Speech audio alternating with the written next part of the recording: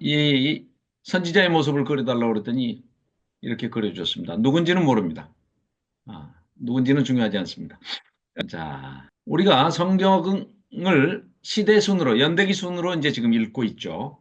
반드시 필요합니다. 근데 연대기 순으로, 아, 전체를 다 살펴보는 것은 반드시 뭐 우리에게 유익하고 또 여러 가지로 도움이 되지만, 반드시 연대기 순으로 모든 책을 다 봐야 하는 건 아닙니다. 무슨 얘기냐? 지난번에 우리 살펴봤던 성문서라고 하는 시가서, 그 5권에 대해서는 욥기, 시편, 잠언, 전도서, 아가서, 이 5권에 대해서는 연대순으로 봤을 때 오히려 더 내용 면에서 혼란스러워서 가닥을 잡기가 어렵습니다. 그래서 지난번에 왜 우리가 성문서 중에서 시대적인 배경으로 해가지고 욥기, 시편, 잠언, 전도서 이렇게 시대적 배경을 잡아가지고 그렇게 보는 것에 대해서 우리가 아니다, 내용면으로 봤을 때 에, 잠언을 먼저 보고 잠언이 끝난 지점에서 욥기 보는 것이 좋고, 그 다음에 욥기가 끝난 지점에서 제3의 길을 모색하는 전도서를 보는 게 유익하고 도움이 된다. 네. 김원 권사님 소리 잘 들립니까? 네, 잘 들려요. 네네네. 그래서 그렇게 보기 위해서는 오히려 연대기순에서는 성문서를 제외시켜서 내용으로 보는 게 좋다. 이렇게 말씀을 드렸고요.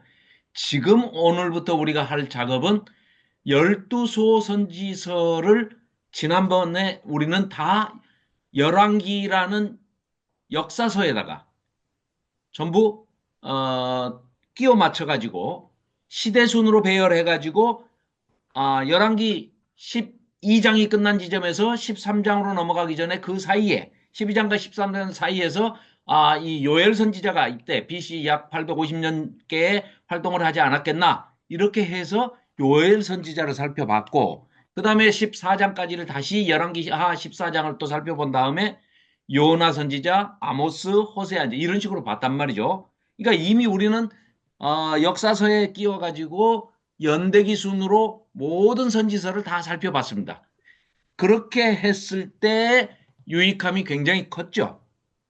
그걸 하고 난 다음에는 최근에는 제가 이제 여러 학자들의 그 도움을 받아가지고 참고 서적이라든가 또 성서신학을 연구하는 분들의 그런 자료들을 모아가지고 동영상 또 뭐 책 여러 가지를 가지고 했을 때, 자, 그렇다면은 이 유대인들이나 기독교에서 성경을 편찬하고 편집을 할 때 12권의 소선지서를 한 권의 책 두루마리에 다 넣어가지고 이 순서, 지금 연대기 순이 아닌 호요람, 오변미, 나합습, 학승말 이 순서로 지금 우리가 가지고 있는 성경의 차례대로 왜 이렇게 배열을 했을까? 분명히 성문서처럼 내용면으로 따져서 이렇게 하지 않았을까? 여기에 착안을 해가지고 많은 학자들이 2, 30년 동안 매달려가지고 드디어 이 알아낸 것이 오늘부터 우리가 나눌 그런 얘기들입니다. 지난번에 우리 어, 이제 이런 그림 보셨지 않습니까? 이거 정리해가지고 호열암 옵연미 나합습 학습말 이렇게 12권의 예언서를 배열을 해놓고 보니까 정확하게 동심원 구조로 또 수미 쌍갈식으로 인크루지오 기법이라고 하는데, 유대인들의 이 문학 기법 중에 성경 서술 기법 중에 성령님께서 이런 방법을 사용해서, 그러니까 이분들은 자기들끼리 서로 교류가 있는 분이 거의 없어요. 연대도 뭐 엄청난 연대 차이가 있고요. 뭐 BC 8세기부터 BC 4세기 사이에 이게 쓰여진 책이기 때문에 서로 뭐 교류를 할 수가 없습니다. 400년, 500년 어간에 쓰여진 책이기 때문에.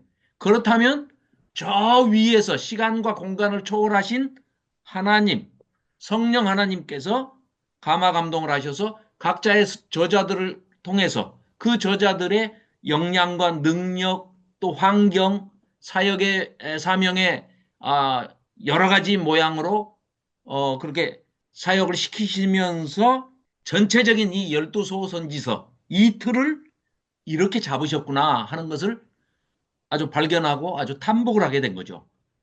거기서 한 발 더 나가면은요, 뭐 너무 많이 하면 이제 또 우리가 머리 아플 수가 있어서 제가 이제 여기서 수도분 합니다만은 나중에 시간이 되면 진짜 어, 여러분들이 궁금해 하실까 봐.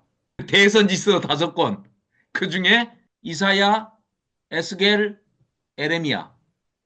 이 대선지서 분량이 많은 66장, 52장, 48장 세 권의 대선지서가 또 이 12소선지서하고 절묘한 균형과 조화를 이루고 대칭이 되게 또 이렇게 돼 있습니다. 그건 정말 그때 뭐 종이가 있습니까? 컴퓨터가 있습니까? 볼펜이 있습니까? 양피지에 그렇게 써가지고 야, 그 어떻게 그런 구조까지를 문학적인 구조까지를 그렇게 생각을 해가면서 썼는지는 정말 아무리 생각해도 그건 사람이 할 수 없는 일입니다. 그러니까 뭐 어떤 학자가 그랬다고 그러죠.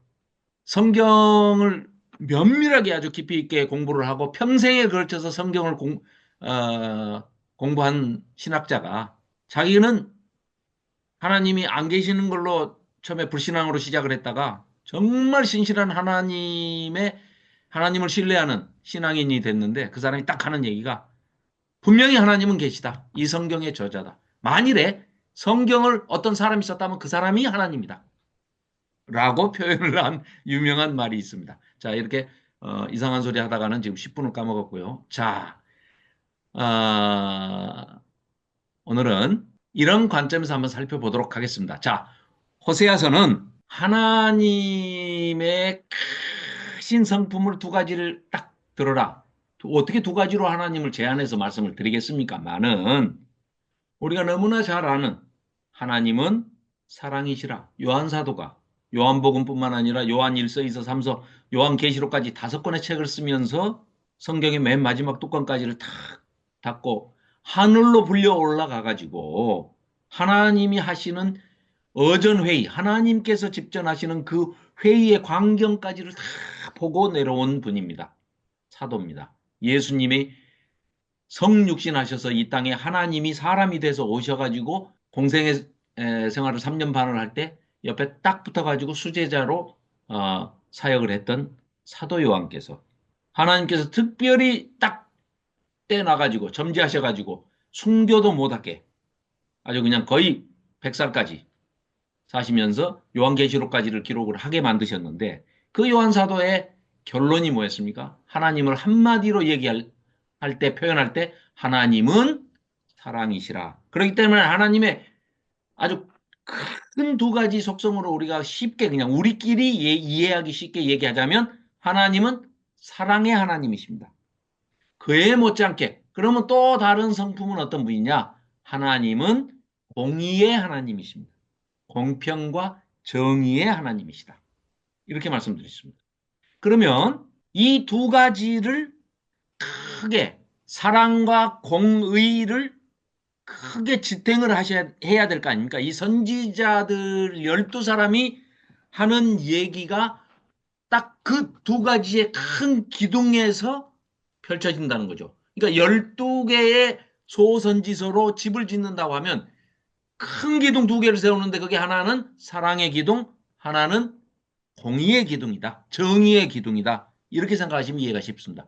자, 호세아서는 맨 끝에 있는 말라기서와 똑같이 하나님의 사랑에 의지해서 하나님이 우리를 얼마나 사랑하시고 어떻게 사랑을 하셨는지를 선지자를 통해서 강변을 하고 계시는 겁니다.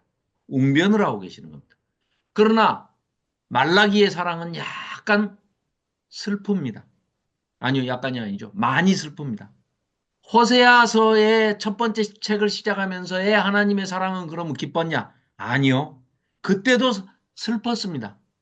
그런데 하나님이 얼마나 가슴 아파 하시는지를 이 인간들이, 자기 백성들이, 자기 자녀들이, 자기 아들, 딸들이 너무너무 몰라주니까 호세아 선지자에게 너도 한번 이런 사명 감당해가지고 내 심정을 좀 알아다오.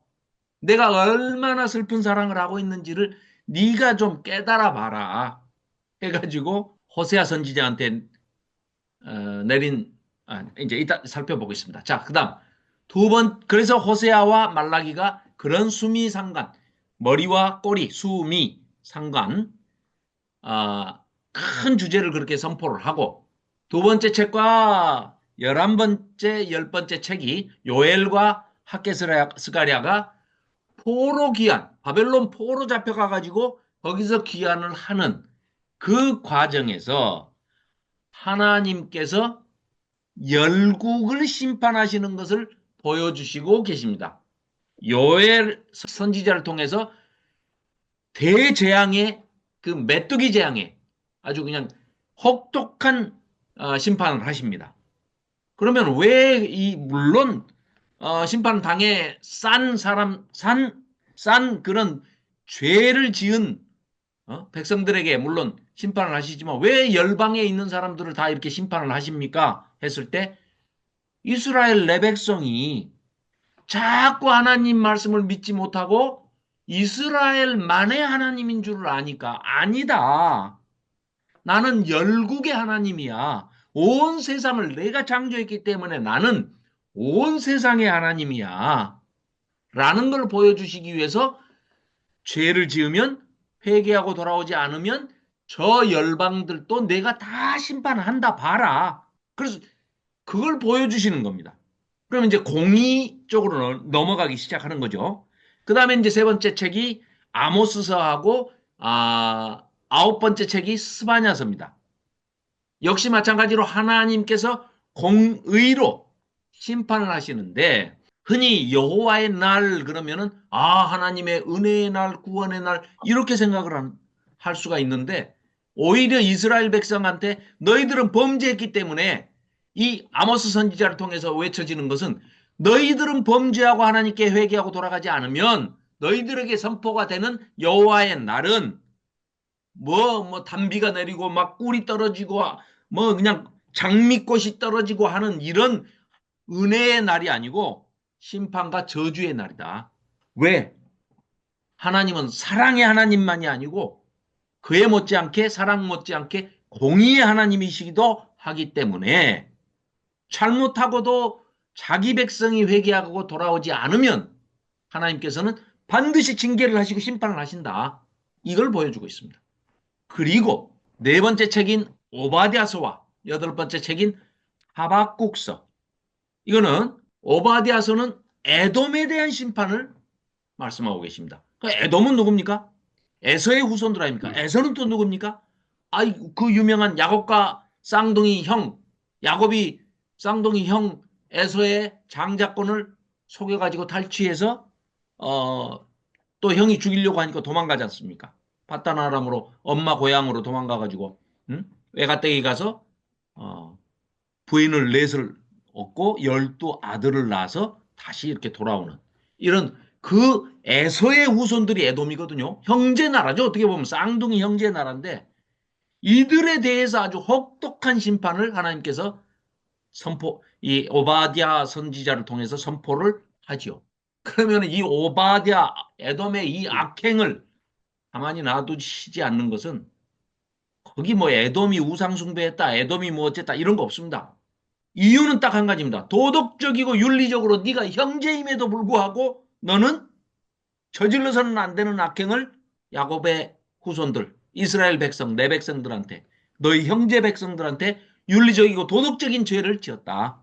그래서 그런 공의 하나님께서는 윤리적이고 꼭 이 우상숭배를 따지시는 것이 아니고 공의를 따지시는 것이 아니고 윤리적이고 도덕적으로 반드시 네가 했었어야 될 그러지 말았어야 할 악행을 형제 나라한테 그렇게 못된 짓을 했다. 제3자인 남이어도 네가 이렇게 해서는 안 되는 일을 너는 형제 국가에게 이스라엘 백성에게 이렇게 했다 하고 아예 그냥 멸절을 시켜버리십니다. 그런데 또 거기서 남아가지고 에돔 족속의 후손이 살아남아가지고 거기서 어디까지 흘러가냐. 예수님 오시니까 예수님 오실 때 아기 예수로 탄생하신 분을 죽이려고 했던 헤롯 대왕 있죠. 그 헤롯이 사실은 에돔 족속의 후예입니다. 우리 신약에서 보면은 이두메 출신 헤롯 이렇게 나오는 게 바로 이두메가 에돔입니다. 에돔. 그래서 이제 그런 것들을 쭉 오늘 살펴보겠습니다. 자, 그리고 정점을 향해서 가는데 요나와 나훔서를 다섯 번째 책, 또 일곱 번째 책에 배치를 했는데요. 이거는 그렇게 이스라엘과 남유다를 괴롭히던 아주 당시의 최강국이면서 악하기가 가장 세계적으로 역사적으로 고고학적으로도 발굴된 그 유물에 기록된 것만 봐도요. 정말 잔인합니다. 아수르 족속이 얼마나 잔인한지 그 얘기는 이루 다 말로 할 수가 없습니다. 요번에 뭐 계엄 내리면은 뭐 그 특공 뭐 707 부대인가가 타이 뭐죠? 뭐 이렇게 뭐 묶는 끈 뭐 손가락 자르는 절단기 이런 건 아무것도 아닙니다. 이런 거는 그냥 귀여운 정도예요. 이 아수르 족속들은 얼마나 아수르 제국은 아시리아 제국이 얼마나 잔인했는지 그냥 댕강 목을 쳐가지고 걸어놓으면 더 편한데 살아있는 사람의 막 가죽을 벗고 아이고 이제 그냥 넘어갑시다. 그건 넘어가고 자 그다음에 그렇게 해서 왜 그러면은 요나서를 배치하고 똑같은 아수르의 수도 니느웨가 또 나훔서에서는 완전히 멸절당하느냐? 요나서에서는 요나가 그렇게 원수 나라가 빨리 망해버리기를 바래가지고 아이고 내가 안 가면은 내가 가서 말 하나님이 전하라고 하신 그 예언만 안 해버리면 40일만 냅둬버리면은 저 아수르 제국 저 못된 놈들 다 멸망해서 죽을 것이다 하고 안 전하려고 도망가잖아요. 정반대로. 아수르로 가라. 동쪽으로 가라. 그러니까 서쪽 저기 에스파냐. 지금의 스페인. 서바나로 도망가잖아요. 다시스로. 다시스 쪽으로 도망가다가 잡혀가지고 다시 끌려오죠. 어쨌든 그때는 그렇게 해서 그 원수 나라조차도 회개하고 돌아오니까 이방 나라도 심지어는 육축까지도 동물들까지도 불쌍히 여기셔가지고 다 회개하고 돌아오니까 살려주시지 않습니까?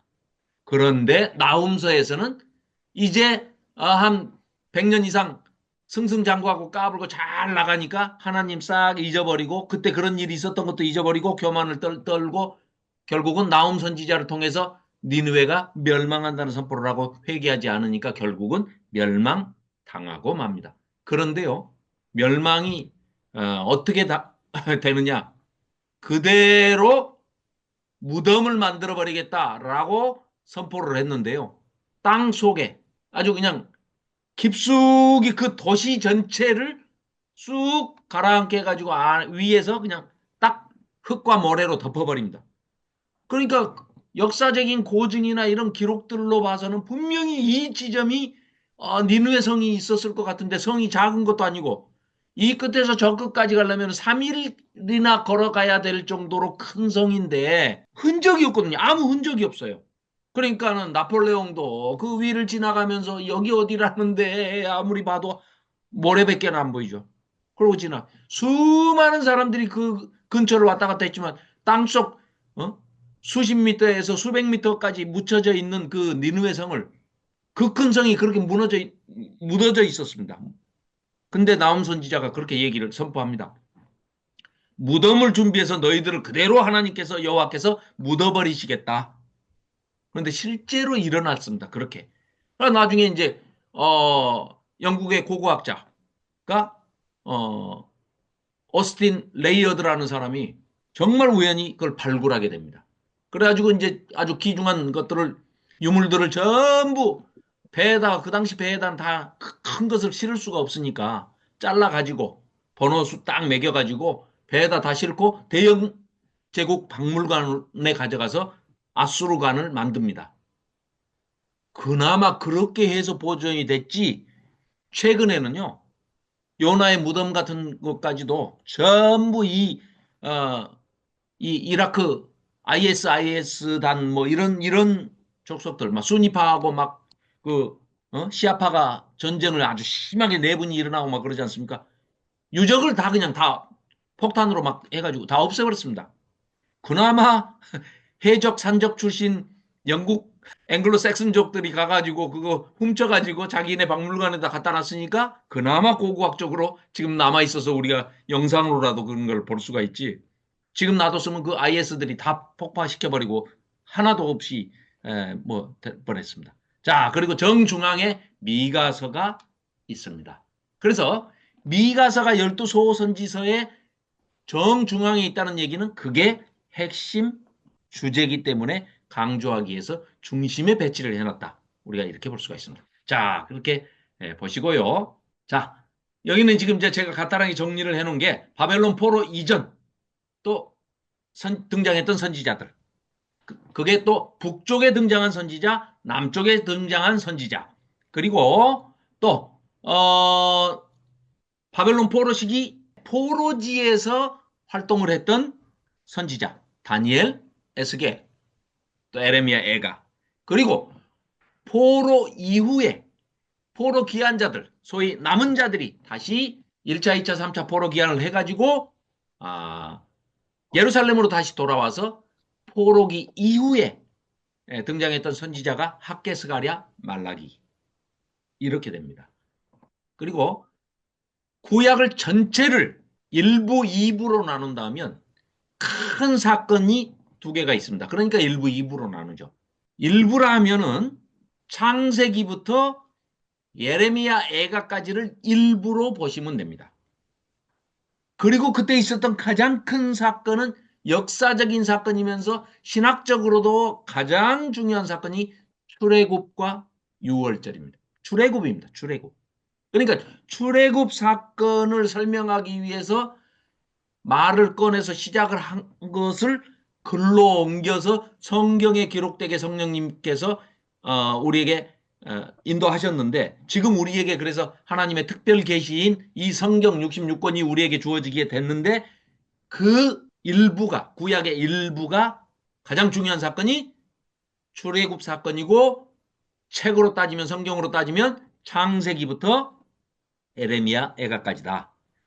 자, 그러니까 출애굽을 해가지고 6월절 출애굽 사건을 설명을 하면서 시내산에 이스라엘 백성을 대표해가지고 모세를 불러서 그 모세에게 율법을 주셨는데 그 율법을 누가요? 하나님이 여호와라 하는 하나님께서 그분이 누구신데요? 그분으로 말씀드릴 것 같으면 태초에 천지를 창조하신 분인데 하면서 창세기 1장 1절을 쭉 설명을 하기 시작한 것이 이 구약에서 창세기부터 에레미야, 에가까지가 1부 이렇게 볼 수가 있습니다. 그러면 2부 하면은 2부에서 가장 중요한 사건은 두 번째 사건은 출바벨론입니다. 출애굽이 1부, 2부가 출바벨론. 두 번째 가장 중요한 사건이 출바벨론입니다. 하나님께서 데려다가 여호수아를 통해서 출애굽시킨 그 백성들을 약속의 땅 내가 주마하고 약속하셔가지고 주셨던 그 땅에 가나안 땅에다가 데려다 놨더니 하나님 말씀을 철저하게 안 듣고 하지 말란 짓만 다 골라서 한 것이 우상 숭배를 시작하고 하나님의 성전을 만들어서 바쳤는데도 불구하고 그 성전에 우상까지 같이 1000개의 산당이 들어와가지고 아주 그냥 엉망진창이 돼버렸습니다. 그래서 도저히 안 되기 때문에 이들을 하나님은 하나님 그 당시만 해도요 유대인들을 택하셨기 때문에 그 유대인들을 구원하시는 것이 하나님의 1차 목표시죠. 그렇기 때문에 이 구속사를 이루어 가시는 데 있어서 하나님의 경륜과 섭리로 이끌어 나가시면서 하나님께서는 반드시 자기 백성을 자기 자녀를 징계를 하십니다. 때리십니다. 잘못하면 그냥 넘어가시는 법이 없어요. 왜요? 사랑의 하나님이고 공의의 정의로운 하나님이시기 때문에 잘못한 것을 그대로 넘어가시는 법이 없습니다. 그래서 때리십니다. 그 때리시는 방법으로 도저히 안 되겠다. 자칫 잘못하면 너희들을 다 멸절시킬 수도 있으니까 차라리 너희들은 포로를 잡혀가는 게 오히려 낫겠다. 해서 하나님께서 허락을 하셔서 바벨론 포로 잡혀가게 하십니다.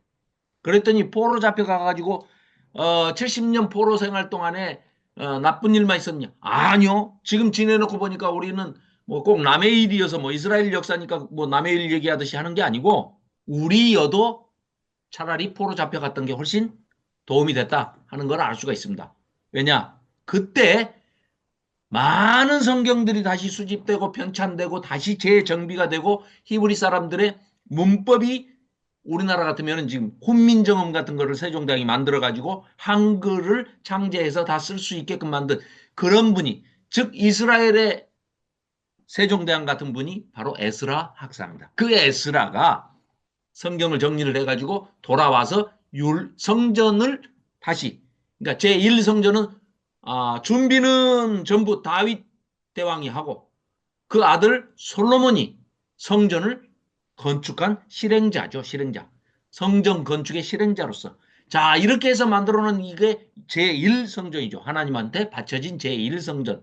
이게 다 이 아수르에 의해서 BC 586년에 불에 타고 완전히 멸망했다가 보러 귀한 자들이 70년 만에 돌아와가지고 성전이 불에 탄 날로부터 70년 만에 정확하게 516년에 성전을 다시 리모델링을 하고 다시 재건을 하고 회파된 성벽을 중수하고 불에 탄 성전을 다시 깨끗하게 정비를 해가지고 하나님께 봉헌을 다시 합니다. 이걸 제2성전이라고 하는데 수룹바벨이라 하는 총독과 대제사장 여호수아. 그러니까 대제사장의 이름도 왜 여호수아냐? 이 역시 예수님, 오실 예수님, 메시아의 예표로서 대제사장으로 다시 복원시켜 주시는 그런 장면들이 또 나옵니다. 왜? 또 여호수아가 자체적으로 또 좀 흠결이 많이 있었어요.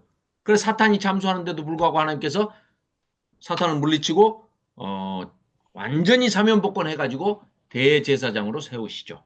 그렇게 해서 그 두 번째 성전이 세워졌을 때 그때 학계 스가랴의 동료가 있었고 또 학사 에스라와 느헤미야가 또 도우러 와가지고 성경 강좌 제1회 에스라 성경 강좌를 시작하게 되는 그 과정이 이 전체의 그림입니다. 자, 그러면은 구체적으로 안으로 들어가서 한번 살펴보도록 하겠습니다. 자, 여기 앞에 표를 보시면은요, 이거 보시기 좋게 정리를 해 놓은 건데요. 요 밑에 있는 거는 남유다 왕들 중에서 우리가 잊어버리지 않아야 할 왕들입니다. 자, 보십시오. 솔로몬의 아들이 르호보암입니다. 남유다에 남게 됐죠. 그 다음에 그러니까 남유다는 두 지파예요. 유다 지파와 베냐민 지파 이 두 지파만이 남유다고 나머지 10지파가 신하 여로보암을 따라서 북쪽으로 올라가서 사마리아를 성으로 삼아서 북이스라엘 왕국을 이루게 되죠. 이렇게 해서 갈라지는 게 분열 왕국의 시작입니다. 그래가지고 이때 이제 북쪽 이 위에는 북이스라엘입니다. 북이스라엘은 선한 왕이 단 한 명도 없습니다. 우리가 이제 잊어버리지 말아야 할 왕, 아주 이 아합 왕은 반드시 기억을 해두셔야 되고, 이제 왕들 얘기는 뭐 좀 생략하고 일단 자 이때 북쪽은 여로보암 2세 때 여기 여로보암 1세하고 여로보암 2세, 1세, 2세 그럽니다. 많은 시간차가 있긴 하지만 이때가 또 굉장히 강성했을 때입니다. 다윗과 솔로몬 때의 통일왕국, 분열왕국을 통틀어서 가장 번성을 했습니다. 다윗과 솔로몬 때. 그랬다가 북쪽에 여로보암 2세 때 또 가장 북이스라엘로서는 가장 강성한 부국이었던 때입니다. 그래서 잘 살면 문제가 많나요? 그러니까 부자로 살면 문제가 많나요? 가난하면 문제가 많나요? 그 질문이 별로 그런가? 이 북이스라엘은 당시 아주 부국 강병 엄청 잘 살게 됐어요. 그러니까 타락을 아주 그냥 어마어마하게 타락을 하고 사치를 하고 변절을 하고 부패되기 시작합니다. 그래서 대거 선지자를 보냅니다. 여기 보시면 연, 암, 호 이렇게 돼 있지 않습니까? 요나, 아모스, 호세야. 이때 북이스라엘에 이렇게 보내십니다. 그런데요, 재밌는 것이 여기 요나는 북이스라엘을 향해서 선지사역을 하라, 예언해라 이게 아니고요. 너는 너희들을 괴롭히는 그 아수르 수도 니느웨 가서 한번 외쳐봐. 왜요? 그 못된 놈을, 그 악한 놈들, 우리를 괴롭히는 놈들을 왜 가서 그 회개하라고 제가 외쳐야 됩니까? 이런 마음이 있었겠죠.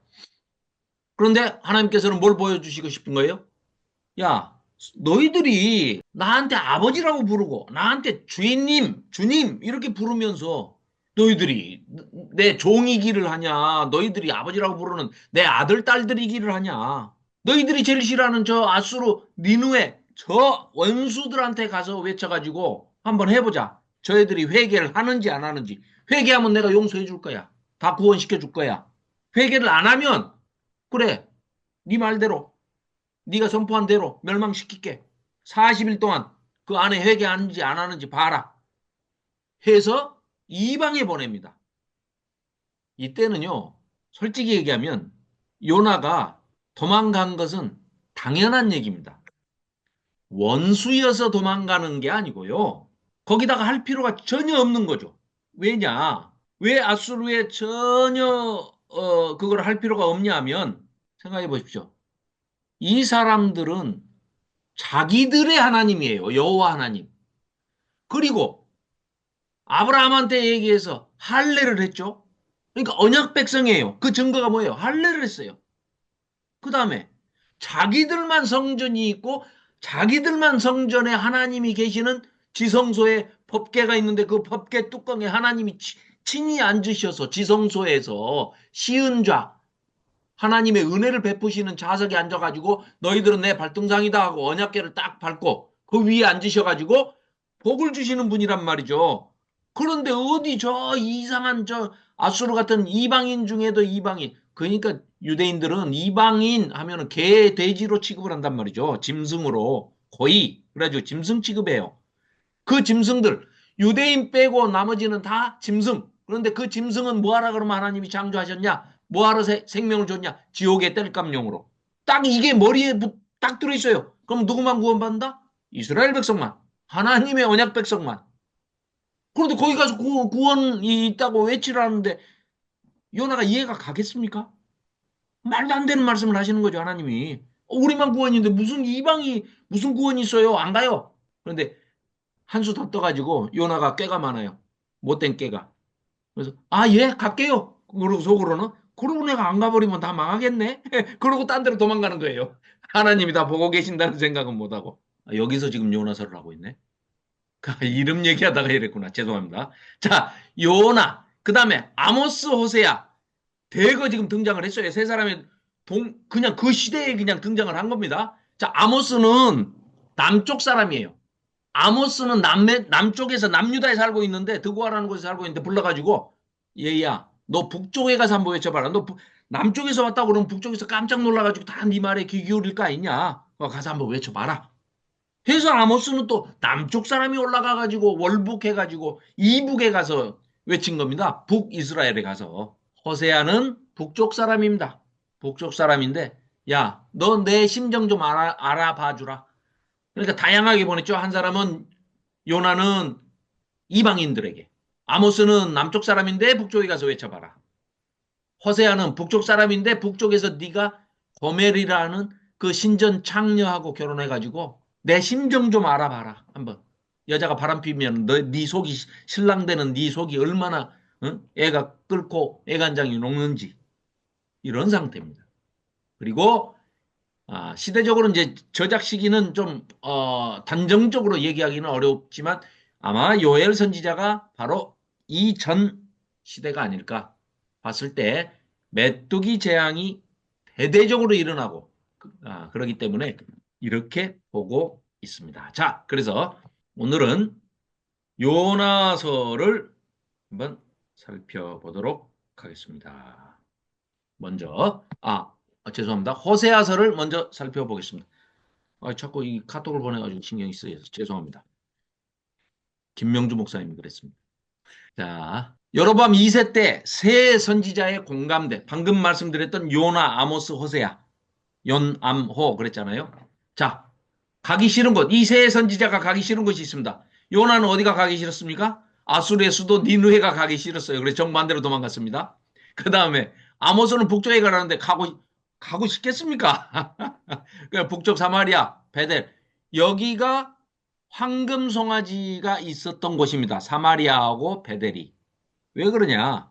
12지파 중에 두 지파가 남쪽 유다 지파하고 베냐민 지파가 남쪽에 예루살렘 성을 딱 차지하고 거기에 성전이 있잖아요. 성전 있는 곳을 딱 차지하고 있으니까 아니, 유대인들은 절기 때, 1년에 3번은 절기 때, 예루살렘에 가서 제사를 드려야 구원이 있잖아요. 안 그러면 제사를 안 드리면 구원이 없어요. 그러니까 백성들이 내려갈 거 아닙니까? 제사 지내러, 절기를 지키러. 그런 내려가가지고 안 올라와 버릴까봐 여호와 하나님을 우리가 여기다가 신전을 만들어가지고 성전을 만들어가지고 여기서 남유다 내려가지 말고 여기서 그냥 제사를 드리자 해가지고 만든 게 사마리아하고 베델에다가 여호와 하나님의 형상을 뭘로 만드느냐? 우리 그때 출애굽할 때 애굽에서 봤던 가장 센 신 황금 송아지. 그래서 황금 송아지를 만들어 가지고 사마리아와 베델에다가 놓고 이름은 뭐라고 불러요? 여호와 하나님. 이라고 부르는데 모양은 황금 송아지. 이런 짓들을 했습니다. 자, 호세아가 가기 싫은 곳은 가정입니다. 부인이 첫날부터 바람을 피우기 시작했습니다. 자, 이렇게 해서 자, 간단하게 한 권당 10분 이내로 살펴보도록 하겠습니다. 자, 호세아서. 우리 성경 호세아서 한번 찾아볼까요? 자, 호세아서 6장 1절부터 1261쪽입니다. 1261쪽. 네, 1261쪽 6장 1절부터 6절까지를 조희정 집사님 읽어주시면 고맙겠습니다. 오라, 우리가 여호와께로 돌아가자. 여호와께서 우리를 찢으셨으나 도로 낫게 하실 것이요 우리를 치셨으나 싸매어 주실 것임이라. 여호와께서 이틀 후에 우리를 살리시며 셋째 날에 우리를 일으키시리니 우리가 그의 앞에서 살리라. 그러므로 우리가 여호와를 알자. 힘써 여호와를 알자.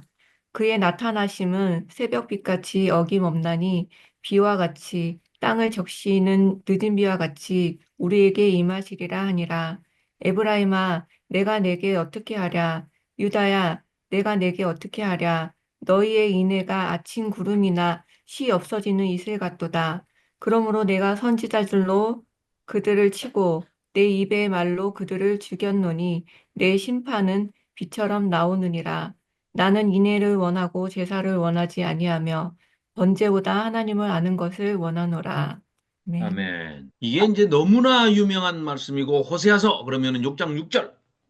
나는 인애를 원하고 제사를 원치 아니하며 번제보다 하나님 아는 것을 원하노라. 이 얘기가 너무나 은혜스럽고 너무나 당연한 말씀이기 때문에 우리가 1절부터 이 내용을 굉장히 긍정적으로 생각을 합니다. 근데 우리가 지금 공부를 그래도 상당히 높은 수준의 공부를 지금 했지 않습니까? 그래서 이제 지금쯤은 이 문제를 우리가 좀 정직하게 들여다봐야 할 필요가 사실은 있습니다. 무슨 얘기냐? 얼핏 들으면은 1절부터 내용이요. 오라, 우리가 여호와께로 돌아가자 하면서 막 정말로 이 사람들이 하나님께 돌아가고 싶은 마음이 굴뚝 같아가지고 막 이렇게 지금 막 회개하면서 얘기를 하는 게 전혀 아닙니다. 놀라셨나요? 좀 놀라는 표정을 지어주시면 고맙겠습니다. 그러면 뭡니까? 거짓 참회입니다.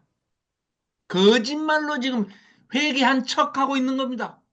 빈정대면서 회개하는 척하고 있는 그런 장면입니다. 이게 글로 그냥 평서체로 이렇게 써놓으니까 내용이 좋으니까 야 이거 우리 진짜 회개하고 이렇게 돌아가자. 그러면 하나님께서 우리 이렇게 뭐 낫게 해주시고 싸매 주시고 뭐 이렇게 해주실 거 아니냐. 여기 1절부터 3절까지 있는 내용이 지금 인용한 얘기입니다. 이게 자기가 한 얘기, 이 이스라엘 백성들도 한 얘기가 아니고 다른 데서 인용해 온 말인데요. 거짓으로 참회를 하는 거예요. 이를테면 제가 감정을 넣어서 이제 읽어보면 이런 겁니다. 야, 우리가 이렇게 학대를 받고 압제를 받고 이렇게 힘들고 이러니 그래 하나님께로나 돌아갈까? 자, 만일에 진짜로 이들이 회개를 해가지고 하나님 앞에 회개 기도를 한다 하면 이렇게 하면 안 되죠. 죄의 내용을 얘기를 하면서 우리가 하나님 앞에 죄를 지었습니다 하고 죄의 내용이 고백이 돼야 됩니다. 전혀 지금 여기에 없지 않습니까? 말만 번지르르한 거짓 참회를 지금 하고 있는 겁니다. 그리고 우리가 형식으로라도 회개하는 척하고 회개 기도하는 척하면 당연히 하나님께서 용서해 주시겠지. 하나님이신데. 그래서요. 선지서를 보시면서 이 12선지자들이 이상한 단어를 쓰고 있어요. 우리가 진짜로 회개하고 돌아가면은 어찌 알겠느냐? 혹시 하나님께서 용서하실지. 이게 진짜 회개예요. 이렇게 표현되어 있는 데가. 그런데 이들은 이스라엘 백성은 야야야 우리 그냥 잘못했다 해버리자. 그러면 해줄 거 아니냐 용서. 당연한 거니까. 아니 자기 아들이 잘못했다고 에이, 울면서 아 아버지 미안해요. 그러면 용서 안 하는 아버지가 어디 있다냐. 용서 야야 잘못했다 해버리자. 회개하는 척하자. 이런 내용입니다 지금. 그래서 그러면 이들이 회개했다고 하면서 막 하는 거는 뭡니까? 종교 행위를 더 열심히 하겠죠. 와서 제사를 좀 막 더 많이 드리고 이렇게 하는 거 그거 원치 않는다는 겁니다. 그거 원치 않는다. 너희들이 뭔가 좀 힘들어가지고 위기 상황을 닥치면은 뭐가 그냥 회개하는 척하고 이거 하나님 원하지 않아. 그래서 하나님께서는 인애를 원하시고 헤세드 제사는 너희들이 뭐 나 위해서 지금 제사하냐? 그럼 내가 뭐 하나님께서 뭐 그거 동물 잡아먹고 뭐 피 마시면 뭐 좋아하시는 하나님이냐? 아니다.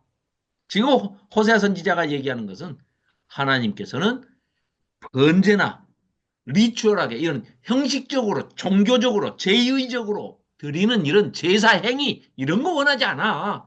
너희들의 삶이 너희들의 행위가 바른 것이 바로 그게 제사야.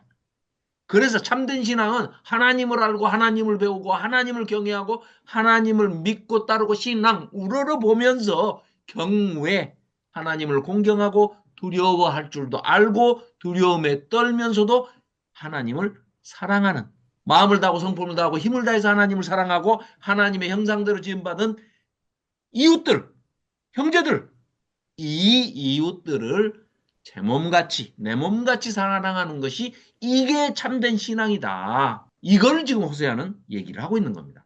그래서 호세아 4장 6절 앞에 한번 보실까요? 호세아서 4장 6절을 보시면 내 백성이 지식이 없으므로 망하는도다. 근데 이 지식이 하나님을 아는 무슨 지식적인 지식, 뭐 지능적인 지식, 뭐 이런 거를 얘기하는 게 아닙니다. 그 지식은 아무 필요가 없다. 그런 지식은 필요가 없고 네가 4장 6절 하나님을 아는 여기서 말하는 지식은 야다입니다. 야다. 알다는 건 뭐냐면 그냥 머리로 아는 것이 아니고 관계에서 부부간에 제가 김경희 집사를 안다 할 때 지식적으로 뭘 아는 게 아니죠. 뭐 몸무게가 몇 킬로, 몸무게 몇 킬로인지 모릅니다. 그러니까 많이 나간다는 것만 알지 몇 킬로인지는 몰라요. 그러니까 이런 거 아는 게 아니고 내가 안다는 거는 부부가 남편이 아내를 알다, 아내가 남편을 알다 할 때 사용하는 단어가 야다. 그걸 알다라고 번역을 한 거예요. 그게 지식이 그 지식이 아니라는 거죠. 그러니까 뭐예요? 하나님이 저를 아신다는 거는 관계입니다. 관계. 그 관계. 부부가 그렇지. 서로 아는 것처럼 그런 관계. 내 백성이 근데 하나님을 알려고도 하지 않고 하나님과 좋은 관계를 맺고 싶어 하지도 않고 그러니까 너희들은 망할 수밖에. 왜? 너희들이 나를 알고 싶어하는 즉 사랑을 버렸으니까 나도 너희들이 나를 사랑하는 걸 버렸으니까 나도 너희들 사랑하는 거를 버려버리겠다. 지금 그 말씀이 지금 4장 6절의 말씀입니다. 그래서 너희들이 제사장이 되지 못하게 할 것이요 네가 네 하나님의 율법도 까맣게 잊어버리고 시내산에서 어떤 언약을 맺었는지 십계명이 뭔지 레위기가 뭔지 신명기가 뭔지 까맣게 다 잊어버리고 그럼 뭐예요? 하나님? 몰라. 하나님이 어디 계시는데 하나님 뭐라고 그러셨는데 알 필요도 없어. 아예 그냥 내가 가서 뭐 교회 가서 헌금하고 봉사하고 뭐 이렇게 하면 되는 거지 뭐. 제사 드리면은 1년에 한 번씩 제사 드리면은 1년에 한 번씩 죄 용서 받겠지. 이런 태도들입니다. 이런 것들은 안 된다는 거예요. 그러니 너희들이 율법을 까맣게 잊었으니 나도 너희의 자녀들을 나도 모른다 할 것이다. 네가 모른다 하듯이 이런 얘기입니다. 자, 호세아서 이렇게 가가지고는 안 될 것 같아요. 좀 더 빨리 달려야 되겠습니다. 자, 호세아서는 1장부터 3장까지는 호세아한테 이제 결혼을 해라 그랬어요. 그랬더니 그 누구랑 결혼을 하는데요? 하니까 네가 내 심정을 좀 알려면은 너희 이스라엘 백성이 하나님께 어떻게 했는지를 알려면 너는 저 성전에 가서 창녀로 몸을 팔면서 살고 있는 고멜이라는 여자를 아내로 맞이해라. 이거는 특별 케이스죠.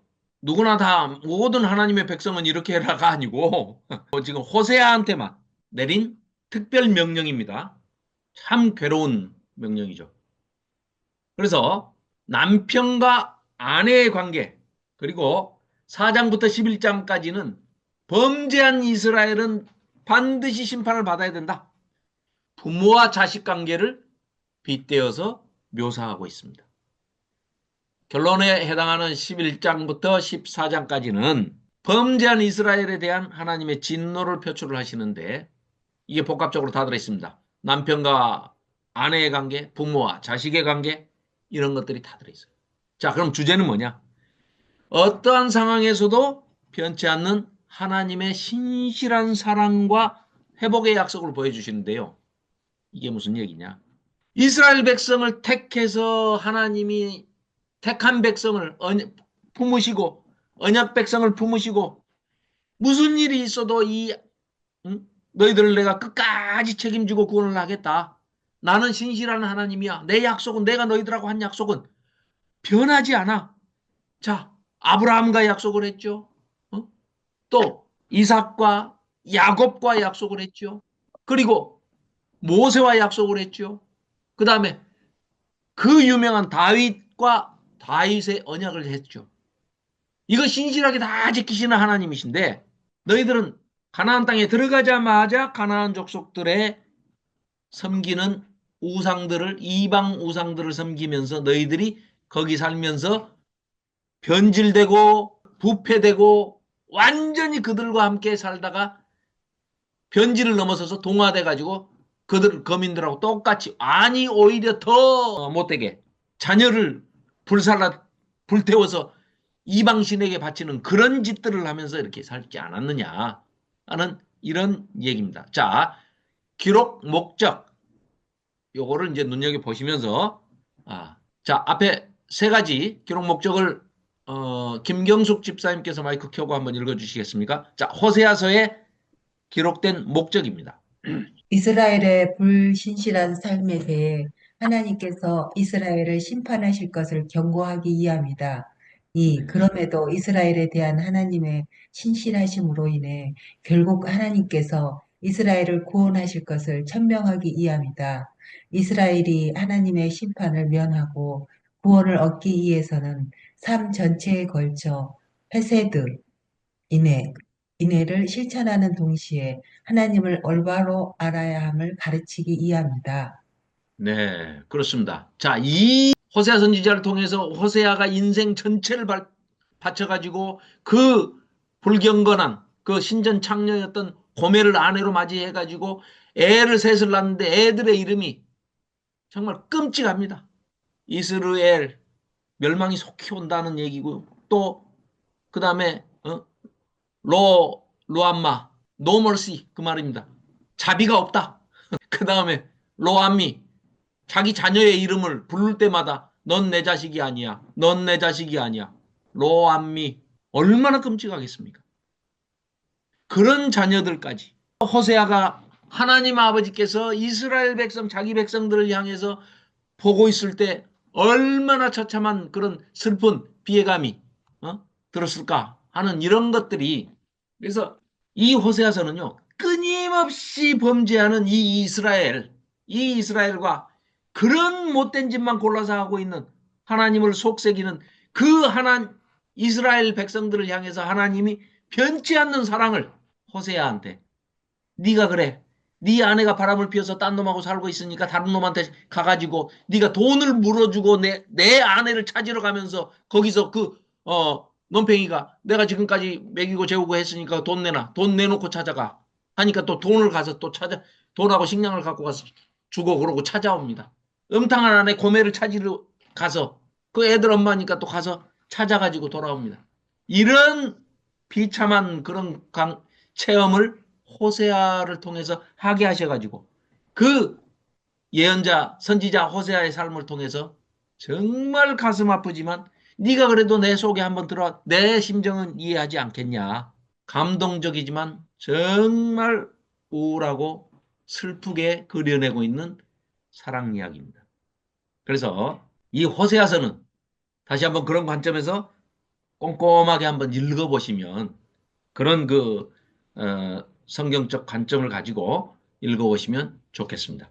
자, 이건 전체 다 설명하지 않겠습니다. 아까 기록 목적은 방금 김경숙 집사님께서 읽으신 거고요. 자, 신학적인 주제는 아픔과 고통으로 얼룩진 하나님의 신실하신 하나님의 슬픈 사랑 이야기이다. 자, 신약하고는 그러면 어떤 관계가 있습니까? 아, 이름부터가 이제 심상치 않죠. 호세아, 발음하기 나름인데요. 여호수아, 여호와 수아. 그 말은 뭐예요? 구원하시는 하나님. 네, 그렇습니다. 여호와 수아, 호세아. 이게 헬라어식 발음으로 나중에 이제 예수님 오셔가지고 예수님 이름도 여호수아, 호세아 다 똑같습니다. 예수스 다 똑같은 단어예요. 발음만 이렇게 조금씩 조금씩 변한 겁니다. 여호수아가 호세아고 호세아가 예수스고 예수스가 우리 성경에는 예수 이렇게 돼 있는 겁니다. 예수 그리스도 그러니까는 뭐 어떤 사람들은 예수가 성이고 그리스도가 이름이냐 그러는데 농담했습니다. 전혀 안 웃으시기 때문에 농담 안 하겠습니다. 자, 신약에서는 그러면 어떻게 볼 것이냐? 신약의 전망에서 호세아서를 바라보면 예수님께서 메시아 사역을 결혼잔치의 비유로 하십니다. 마태복음 9장과 요한복음 2장을 보면 그런 내용들이 나와 있죠. 자, 또 사도 바울도 마찬가지입니다. 에베소서 5장을 보면 하나님과 예수님과 교회의 관계를 신랑과 신부 관계로 묘사를 하죠. 요한 사도도 마찬가지죠. 계시록에 보면 신부와 우리가 교회가 신부가 되고 우리의 신랑 되시는 예수님 이렇게 소개를 하고 있는 것이 요한계시록 아니겠습니까? 또 마찬가지로 고린도후서에도 보면 예수 그리스도의 신부로서 교회는 항상 자신을 정결하게 지켜야 한다. 그리고 깨어 있어야 된다. 마태복음 25장에는 그 외 등불 신부 혼인잔치에 가가지고 그 등불을 들고 있는 5처녀와 10처녀의 비유 있지 않습니까? 뭐 잘 아시다시피 영적으로 깨어 있어야만 이 교회된 신부가 언제 신랑이 오실지 모르니 신랑이 오시면 그 신랑은 누구예요? 재림하시는 예수님. 그렇죠? 그래서 신약에서도 이 호세아서의 비유, 즉 무슨 비유요? 신랑과 바람 피우는 신부. 그렇지만 끝까지 호세아가 자기 부인을 찾으러 가면서 자기 신부를 찾으러 가면서 돈을 갚아주고 대속, 그게 대속이죠. 대신 물어주고 값을 치러주고 자기 부인을 돈 주고 사오는 그 과정 이런 것들이 예수님이 오셔서 우리를 신부로 맞이하시는 신랑 되신 예수님을 비유적으로 은유적으로 그런 메타포가 있다는 거죠. 그런 것들이 그려져 있다. 자, 그래서 호세아서의 신앙적인 교훈은 하나님을 아는 지식은 우리가 삶으로 실천적으로 우리 인생 자체가 하나님이 원하시는 기뻐하시는 공의, 미시파트, 체다카, 그 다음에 헤세드, 인애, 자비, 사랑, 이웃사랑, 그리고 겸손히 하나님과 함께 행하는 것, 동행하는 것. 이 세 가지가 미가서의 주제 아니겠습니까? 이 미가서의 주제가 12소 선지서의 전체의 주제와도 딱 맞아떨어지는 얘기다. 뭐 이건 지난번에도 우리가 살펴봤듯이 그런 내용입니다. 자, 다음은 뭐 그림 언어, 관계를 비유적으로 설명을 하는데 왕과 백성, 하나님과 이스라엘의 관계, 아버지와 자식, 그 다음에 남편과 아내, 뭐 목자와 양떼 많이 나오죠. 이런 거는. 네. 농부와 포도원, 사령관과 군대. 신약에 가서는 이제 로마 시대에 가면은 그런 이제 전쟁에 빗대어서 그런 얘기. 뭐 사도 바울도 그런 얘기를 많이 하죠. 주를 바라보자 할 때 그 주가 사령관이에요. 사령관. 원어를 보면. 뭐 그런 것들이 많이 소개되고 있습니다. 자, 다음에 소개되는 책이 바로 요엘서입니다. 아까 연대기로 얘기할 때는 요엘서가 제일 앞에다가 이제 우리가 배치해가지고 지난번에 봤잖아요. 오래전에. 요엘서를 보고 난 다음에 요나 이렇게 열련아모, 예. 그 다음에 뭐 이미나오, 스팝레메, 단겔스 학습, 스더스 느데말. 이게 전체의 순서예요. 그 연대기 순이에요. 제가 방언한 게 아닙니다. 예. 열련아모, 이미나오, 스팝레메, 단겔스 학습, 스더스 느데말. 요것만 딱 외우면은 이게 연대기 순으로 열왕기에서 어떻게 사이사이에 누가 뭐 이렇게 등장을 하고 하는 이렇게 쫙 그거 제가 다 여기 올려놨으니까요. 그거 보시면 됩니다. 자, 그러면 요엘서 이때는 그래도 그나마 남유다만이라도 그 당시에 회개를 합니다. 그러나 이 시대가 엄청나게 종교적으로는 혼란스럽고 정치적으로도 혼란스럽고 민생도 아주 혼란스러운 혼란기였습니다. 환란기였습니다. 그래서 이런 상황에서 7년 기근에 바짝 말랐는데 자연발화가 일어나서 다 타버리고 그나마 푸른 색을 띠고 있는 녹색을 띠고 있는 것이 조금 남았는데 메뚜기 떼가 나타나가지고 완전히 푸른 것,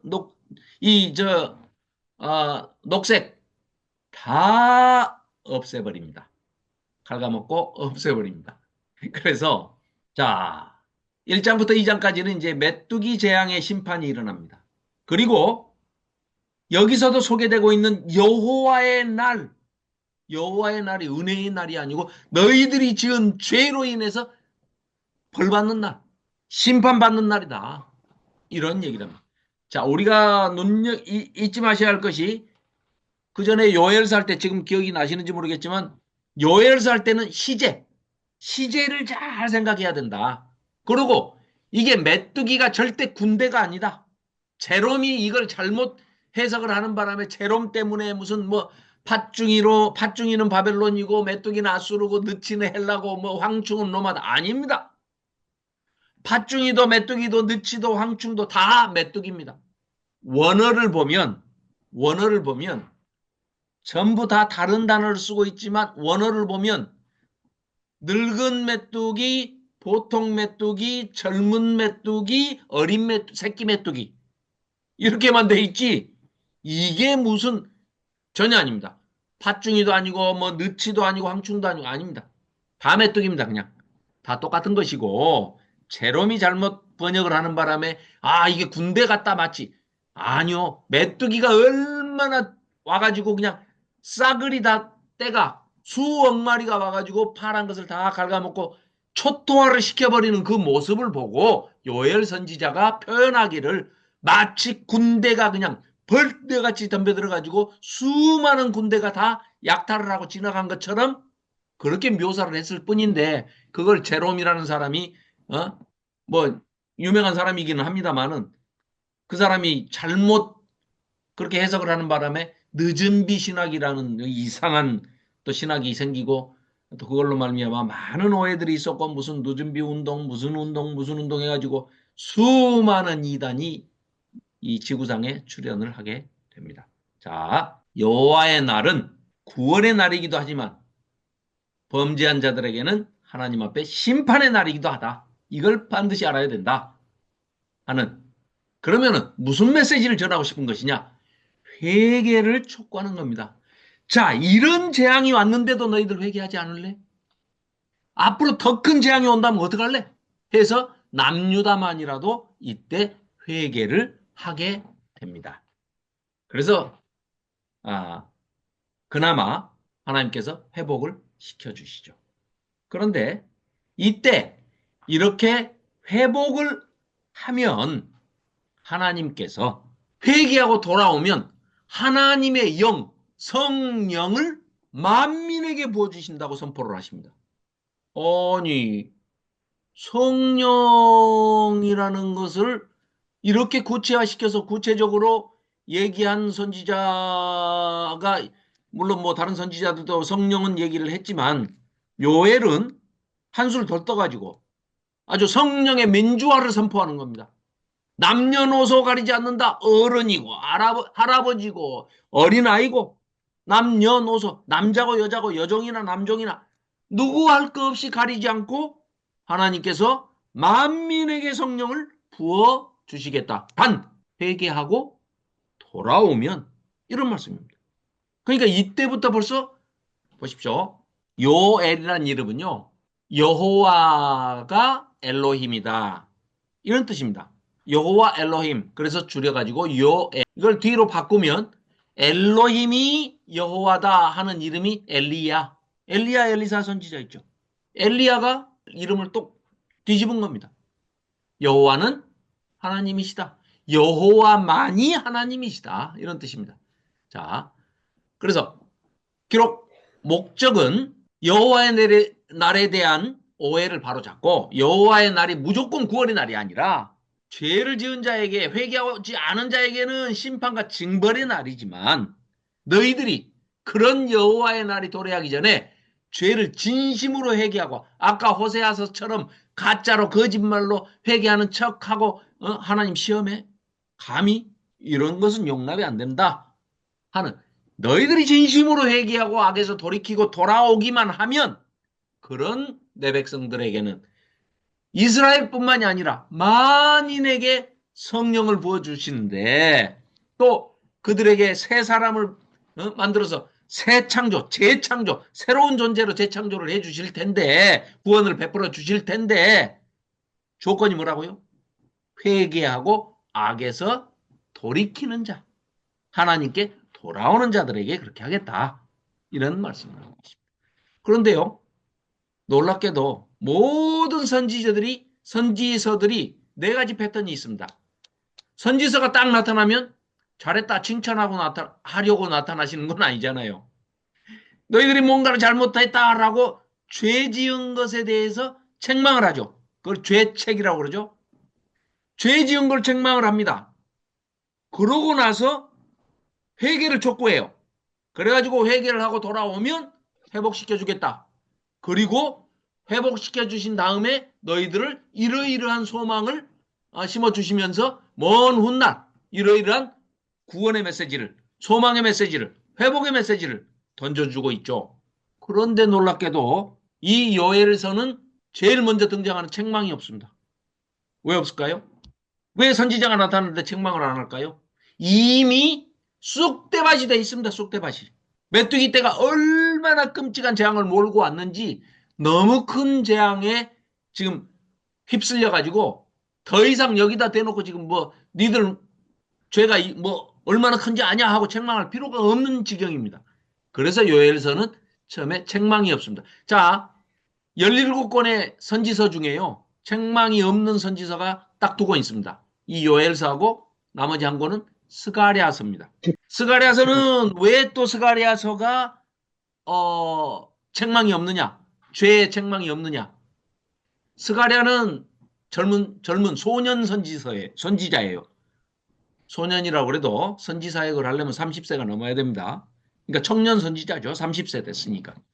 그런데 2달 전에 벌써 학계 100살 자신 학계 선지자가 나타나가지고 호되게 이스라엘 총독부터 대제사장 다 불러다 놓고 민족의 어른으로서 학계 할아버지가 호되게 책망을 하고 2달 만에 딱 스가랴 선지자가, 젊은 선지자가 나타난 겁니다. 그러니까 할아버지가 금방 100세 드신 분이 책망을 다 했는데 젊은이가 와가지고, 또 그러고 젊은이가 나이 드신 분들한테 책망하면 안 되죠. 그건 아무리 뭐 선지자 아니라 뭐래도 그건 안 되는 겁니다. 윤리와 도덕이 먼저입니다, 항상. 그래서 안 되는 건데, 그래서 학계 선지자 뒤를 이어서 나타난 스가랴 선지자는 책망을 안 합니다. 그래서 지금 요엘서와 스가랴서 이 두 권은 책망이 없는 책이다. 뭐 기억해 두시면 좋겠습니다. 자, 그래서 요엘서의 신앙적인 교훈, 방금도 말씀드린 회개하면 성령을 부어주시고 새 존재로 재창조해 주신다. 그리고 하나님 나라로 함께 하나님께서 장막을, 우리가 모여있는 교회 위에 장막을 치셔서 새 예루살렘 성으로 우리를 초대하신다. 이런 말씀입니다. 그러면 예수 그리스도께서 이 신약과 요엘서를 연결을 해서 본다면, 신약적인 전망에서 본다면 예수 그리스도께서 하나님께서 메시아로 이 땅에 오셔가지고 우리를 어떻게 했습니까? 하나님 나라의 도리를 알려주시고 우리를 친히 대속하시기 위해서 아까 호세아가 자기 신부를 자기가 신랑이지만 자기 신부를 찾아오기 위해서 다른 남자한테 값을 대신 치러주고 대속해주고 찾아오듯이 예수님께서 그 말 안 듣고 심지어는 마귀의 편에 적대시하고 마귀의 편에 서 있었던 우리를 자기 핏값 주고 목숨값을 주고 예수 그리스도께서 사가지고 십자가에서 우리의 죄를 다 대속하시고 하나님의 구원 사역을 성취하시는 그 성취를 이루시고 난 다음에 그 다음에 바로 무슨 일이 벌어집니까? 이 땅에서 40일간 부활하셔가지고 사역을 하시다가 12제자, 11제자, 뭐 70명 성도, 120문도, 500여 명의 성도가 지켜보는 가운데서 승천해서 올라가시면서 뭘 보내주신다고요? 이 요엘이 선포했던 성령을 부어주겠다 하고 올라가시잖아요. 승천하시고 난 다음에 정확하게 일주일 뒤에 성령 강림 주일에 성령 오순절 성령 강림 사건이 일어나지요. 그래서 신약에서 그러니까 성령 강림에 대한 얘기를 할 때 벌써 사도행전 2장이나 이런 데서 다 요엘이 선포했던 이 말씀을 인용해서 쓰고 있는 걸 우리가 알고 있지 않습니까? 자, 그래서 다음 책은 호요람 세 번째 책입니다. 아모스서. 아모스서는 정의를 이제 아까 호세아는 사랑, 아모스서는 정의. 그렇습니다. 자, 아모스 선지자가 딱 나타나 가지고요. 이 아람 나라 다메섹, 아람의 수도 아람 나라 다메섹 이 나쁜 놈들은 멸망할 것이다 하고 막 외칩니다. 이스라엘이 들으니까 굉장히 기분이 좋았겠죠. 아모스가 남쪽 사람이라고 그랬잖아요. 지금 우리 지리적으로 본다면 한 대전쯤 사는 사람이에요. 드고아라는 곳에. 예루살렘에서도 조금 떨어진 곳인데. 거기 사는 사람이 이제 올라가서 평양에 가서 외치는 겁니다. 소련은 망할 거야. 아유, 막 박수쳐. 중국도 망할 거야. 저 쪽발이 외놈들도 망할 거야. 뭐 하면서 막 하나님의 말씀이라고 막 선포를 합니다. 기분이 얼마나 좋겠습니까? 주변에 있는 8개 몇 개야? 하나, 둘, 셋, 넷, 다섯, 여섯, 일곱. 그렇죠. 이스라엘까지 해서 8개국. 8개인데요. 이게 다메섹 망해 하면은 정반대로 이거 지리적인 교차 대꾸법이다. 이렇게 얘기를 하는데 이게 뭐냐면 아람 나라의 다메섹이 망한다 그러면 딱 정반대에 있는 것이 블레셋의 가자지구죠. 지금 전쟁하고 있는 가자지구. 이게 옛날 블레셋 땅입니다. 가자 이렇게 얘기하는. 여기가 또 망할 거야. 그 다음에 두로. 이 두로가 망한다 해놓고 이제 요 반대편에 있는 것이 뭐예요? 에돔, 모압, 암몬. 네. 요렇게 해서 에돔, 모압, 암몬, 유다 다 망한다. 유다 망한다니까 뭐 얼마나 신났겠습니까? 남유다가 망해? 우와! 박수를 치고 있는데 거기다 대놓고 마지막으로 너희들 북이스라엘 너희들 말이야. 북이스라엘 너희들은 끔찍하게 망할 거야. 곧 선포를 하니까 얼마나 놀랬겠습니까? 그래서 너희들이 왜 망하는 줄 알아? 이거야. 이게 뭡니까? 이 사람들은 붉은색 카페트를 깔아놓고 그 위에서 비단길을 걷고 있어요. 호화스럽고 사치스럽고 이 보십시오. 배가 보통 장난이 아닙니다. 이 배가. 요 밑에는 지금 수많은 양민들과 백성들과 이 가난한 사람들 착취와 이 폭정과 못된 짓은 다 해가지고 이들의 고열을 짜가지고 자기들 배를 불리고 있다는 거죠. 이걸 하나님의 정의와 공평이 지배하는 세상을 이루어야 할 지도자들이 앞장서서 못된 짓을 너희들이 앞장서서 이렇게 하고 있구나 하고 선포를 하고 있습니다. 그래서 8가지 심판을 예언하고 또 3가지의 설교를 합니다.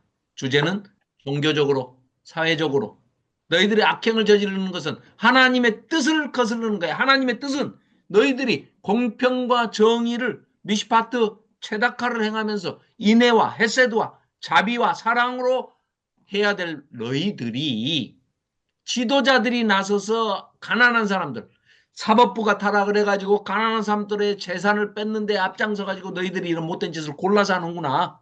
이런 것들을 선포하고 있습니다. 자, 아모스라는 이름의 뜻은 짐진자 이런 뜻입니다.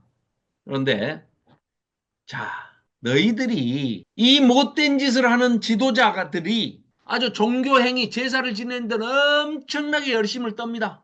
가가지고 그런 타락한 자들이 드리는 제사, 그런 자들이 드리는 예배 하나님 안 받겠다.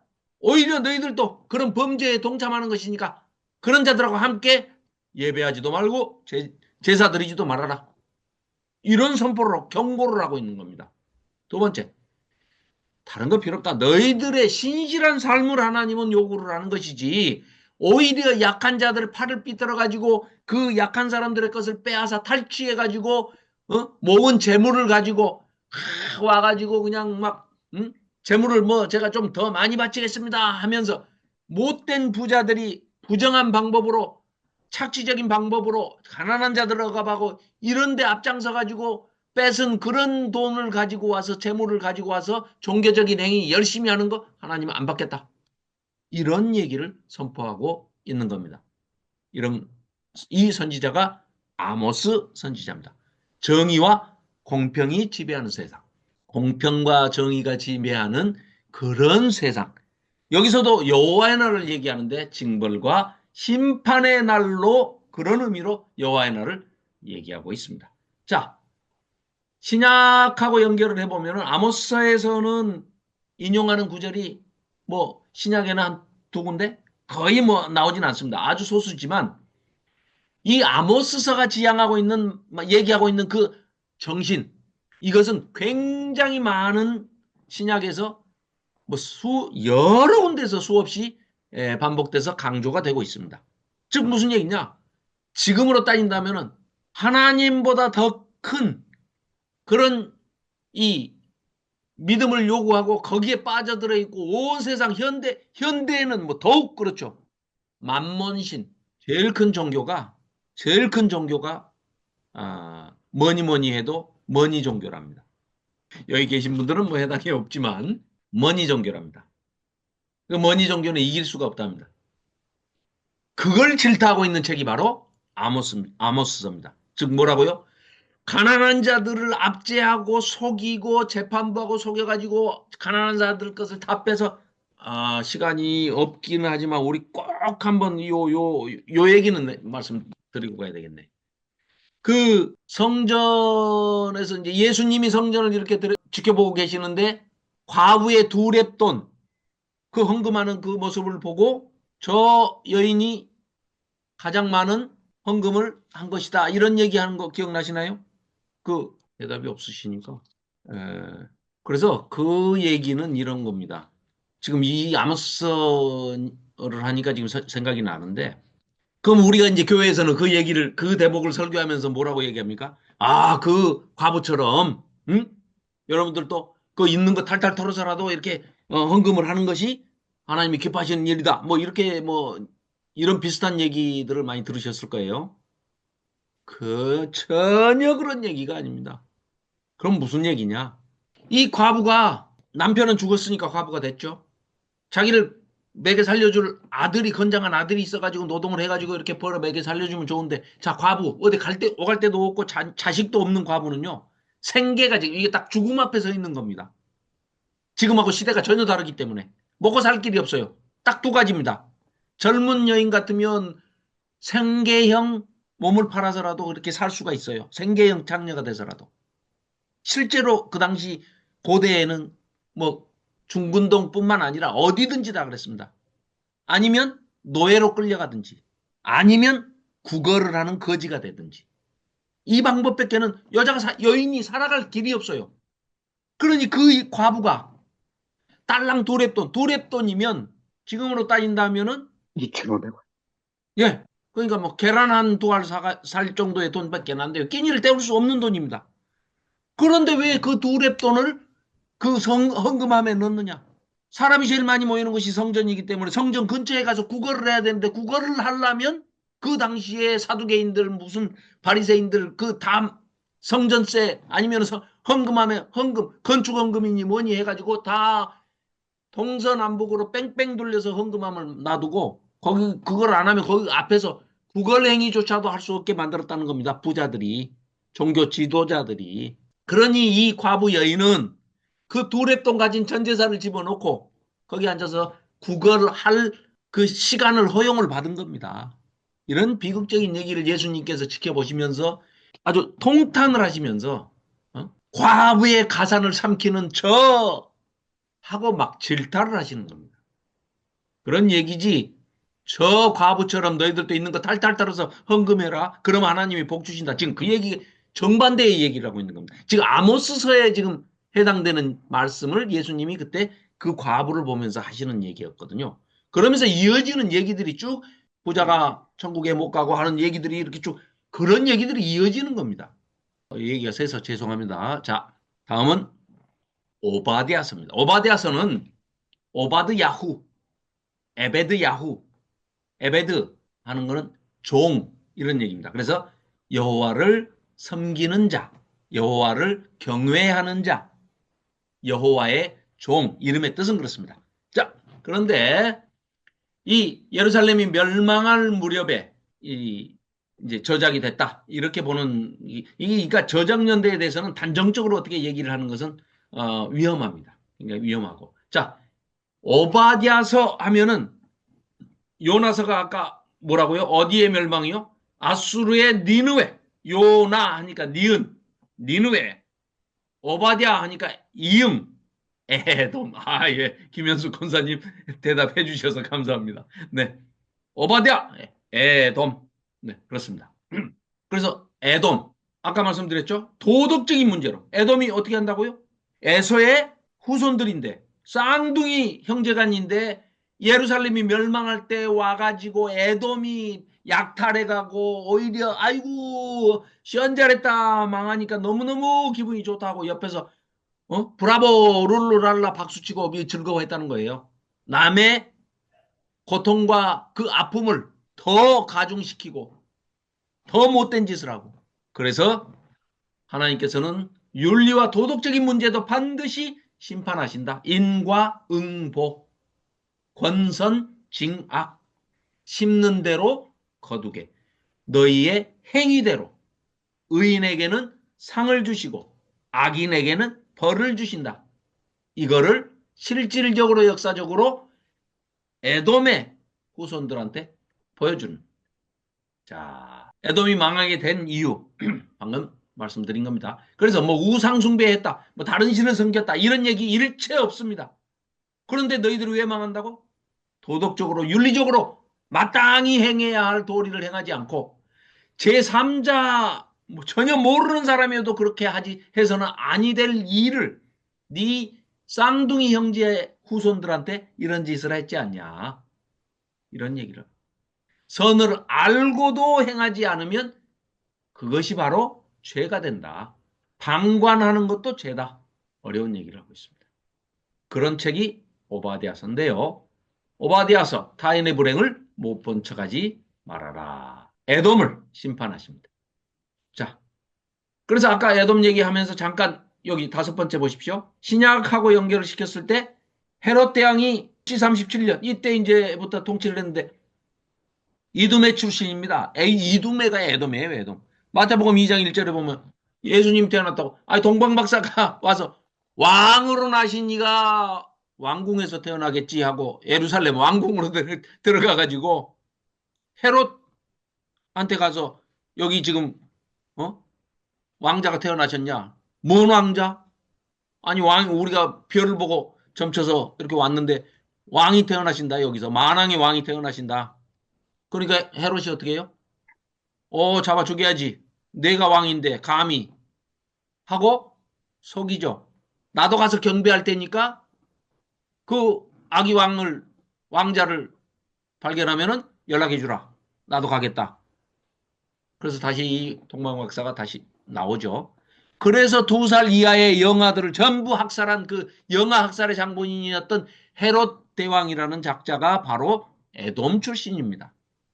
또 이들이 예루살렘 멸망 때도 그렇게 형제 나라인 이스라엘 유다 백성들을 괴롭히더니 헤롯 대왕의 아들 헤롯 안티바스 이자는 예수님을 결국은 파일럿 본디오 빌라도하고 같이 편먹어가지고 결국은 십자가에 못 박아 죽였죠. 예수님을. 그런데 그렇게 하면 다 끝나는 줄 알았더니 웬걸 하나님께서 사흘 만에 성경에 말씀하신 대로 사흘 만에 다시 예수님께서 살아나시죠. 죽음을 이겨버리시죠. 십자가에 못 박혀서 죽으면 지는 줄 알았는데 그게 오히려 사흘 만에 부활하심으로 이겨버리시죠. 그래서 그러니까 우리는 부활하신 예수님, 십자가에 달린 예수님을 천주교는 아직도 못을 박아놓고 안 빼줘요. 아직도 그 십자가를 예수님 못 박아놓고 지금 쳐다보고 쯧쯧쯧 하고 있어요. 그 사람들은. 그런데 우리는 부활하신 예수님을 믿고 있죠. 부활하실 뿐만 아니라 부활하셔서 승천하셔서 약속대로 성경에 약속한 대로 성령을 우리에게 부어주신다 해서 오순절 성령 강림이 된 거죠. 그러니까 자 성령 강림 사건은 이례적으로 끝났습니다. 언제 끝났어요? 오순절 성령 강림으로 끝난 거예요. 그럼 그 다음부터는 성령은 이미 오셔가지고 임재하고 계시는 거죠. 임하여 지속적으로 계시는 것을 임재라고 그러죠. 그러면 우리는 뭐를 구해야 되느냐? 성령이여 강림하사 뭐 이런 노래 부르면 그거 순 엉터리입니다. 성령님이 굉장히 힘들어 하십니다. 야야 나 2000년 전에 왔는데 또 오라고 그러면 너 맨날 주일마다 나보고 오라고 그러냐. 나는 와 있단 말이야. 그러니까 성령이여 강림하시옵소서 이런 얘기는 하지 말고 앞으로는 성령이 이미 임재해 있으니까 네 마음속에 네가 성전이니까 충만하기를 김현숙 권사님 감사합니다. 그래도 답변을 해주셔서 감사합니다. 안 들리지만 입모양으로 다 합니다. 성령 충만하기를 우리는 빌어야죠. 요번 강의 때도 끝나고 쉬는 시간에 어떤 분이 이제 질문을 하셨어요. 그래서 저랑 같이 방 쓰신 분들이 질문을 하셔가지고 그걸 쭉 설명을 해서 이렇게 했더니 중생은 어떤 의미이고 그 다음에 임재와 강림과 임재와 충만은 또 어떻게 구분을 하고 이런 부분들을 이제 해서 소상하게 설명을 드렸더니 그 항상 뿌였었는데 이제 명쾌하게 그냥 선명하게 딱 알게 됐다고 그러시더라고요. 자, 그래서 오바댜서의 신앙적인 교훈은 비록 하나님의 백성이 범죄하고 부패한다 해도 하나님께서는 자기 백성들이 받을 심판을 자기 손으로 자기 자식을 매를 때려야지 자기 자식이 잘못했다고 옆집 아저씨가 와서 막 사정없이 때리면 그 기분 좋겠습니까? 우리 인간들도 기분이 안 좋죠. 하나님은 차마 그걸 보시지 못합니다. 그래서 하나님께서는 그저 자기 자녀이기 때문에 당신이 직접 이렇게 징계를 하시더라도 그래서 자, 이 오바댜서의 에돔 멸망에 대한 성경적인 예언이 이 오바댜서에만 나오는 게 아닙니다. 오바댜서는 물론 에돔 멸망을 얘기를 하셨지만 전체를 얘기했지만 아모스서에도 아까 아모스 말씀드렸죠. 8군데 얘기하면서 에돔 멸망을 1장 11절부터 10절까지 얘기했어요. 이사야서도 34장에 아주 소상하게 에돔 멸하시겠다는 얘기를 이사야 선지자를 통해서 하고 있습니다. 예레미야서에도 49장에 역시 선포되고 있습니다. 에스겔서 35장에도 역시 소개가 되고 있습니다. 자, 그 다음 우리가 너무나 잘 아는 요나서. 요나서는요. 41절입니다. 전체를 보면 41절이에요. 41절인데 예언서니까 예언이 나와야 될 거 아닙니까? 예언이 얼마나 나올까요? 예언이 몇 절이나 나올까요? 몇 절? 빨리빨리 말해라 네가. 이런 말씀이죠. 제가 말씀하겠습니다. 반절 나옵니다. 반절. 2분의 1절 나옵니다. 한 절도 아니고 2분의 1절. 갔어요. 니느웨에 이제 할 수 없이 가기 싫은데 갔어요. 가가지고 사흘길이에요. 얼마나 큰 성입니까? 목포 이 끝에서 저 끝까지 걸어가면 몇 시간이면 걸어가죠. 광주도 이 끝에서 저 끝까지 한나절이면 걸어가요. 사흘길을 걸어갈 정도의 성이면 어마어마하게 큰 성입니다. 그 당시 옛날 2500년 전에. 나 물 좀 주세요. 그런데 그거를 요나가 하루길에 그냥 쉥 지나가죠. 왜요? 어쩔 수 없이 가긴 갔지만 망해야 되니까. 니느웨가 망해야 되니까. 아수르가 망해야 되니까. 알아먹으려면 알아먹고 웬만하면 못 알아먹었으면 좋겠다 그러고. 회개 하려면 하고 말라면 말고. 에이 하고 쉥 갔다가 저기 가서. 그러니까 산정동에 가가지고 회개 그러고 저기 뒷게 가가지고 할래? 해가지고 저기 또 예, 뭐라고? 응? 왜 끝내? 오늘 2시간 하기로 했는데. 괜히 와서 또 끝내라고. 그래서, 예. 오늘은 요나서까지만 하겠습니다. 그러면. 이상한 사람이. 그래서 사흘길 돌아야 할 그 성을 하루 만에 그냥 아주 불성실하게 선포하고 지나갑니다. 그래서 이건 예언서가 아니고요. 엄밀한 의미로 보면 요나가 깨닫고 난 다음에 자기 반성적인 자서전을 쓰고 있습니다. 자서전은 대개 자랑하려고 쓰는 거죠. 그런데 이 요나는 마지막 문장도 의문문으로 끝내면서요. 아주 자기 자신을 되돌아보면서 하나님의 그 크신 사랑을 깨닫고 이 반성하는 자기 반성이 아주 깊게 묻어나는 그런 책입니다. 자, 그래서 한번 자, 요나서도요, 구조가 너무너무 신학적으로 엄청나게 잘 돼 있는 책입니다. 자, 한번 보실까요? 어, 4장으로 구성이 돼 있고요. 뭐, 내용은 너무나 잘 아시니까. 요나의 불순종, 요나의 회개. 이 1장은 요나의 불순종, 2장은 요나의 회개. 3장은 이제 다시 어쩔 수 없이 돌아갑니다. 그래가지고 요나가 가서 선포합니다. 딱 2분의 1절, 반절 하고 그랬더니 놀랍게도 세상에 니네가 회개를 해버리네. 얼마나 지금 이 요나는 간절히 마음속으로 바랬겠습니까? 저 원수 나라, 저 잔인한 나라 멸망해라. 제발 멸망해라. 너희들이 회개하겠냐? 우리 이스라엘도 회개를 안 하는데 하고 망하는 것을 기어이 저 큰 성이 무너지는 걸 내가 보고 가야 되겠다 하고 딱 내려다보고 있습니다. 재밌는 표현들이 큰 바다, 큰 물고기, 큰 성읍 같은 단어로 계속해서 반복을 하고 있습니다. 그리고 구원에 대해서 요나가 1장, 2장은 하나님 말씀에 불순종을 했을 때는 잘못된 관점, 즉 요즘 식으로 표현하면 이런 표현이 어울릴 것 같습니다. 우리도 흔히 그럴 우를 범하기도 하고 또 그런 분들이 또 사실 많은 것도 사실입니다. 무슨 얘기냐?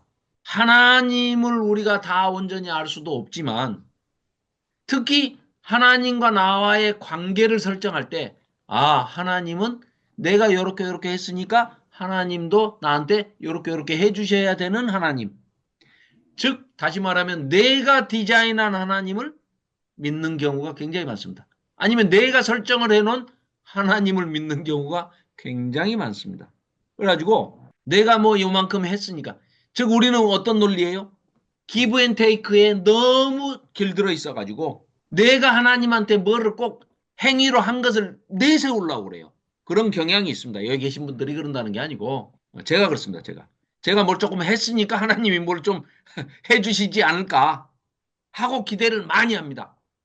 그런데 가만히 생각해 보면 원수의 편에 서 가지고 하나님을 가슴 아프게 해드린 일이 훨씬 더 많았지. 내가 한 것은 정말 이 먼지만큼도 해벨만큼도 안 되는 그 정말 수증기 잠깐 있다 사라지는 수증기 김 같은 그런 것인데도 불구하고 우리는 머릿속으로 그렇게 생각하기가 쉽다는 거죠.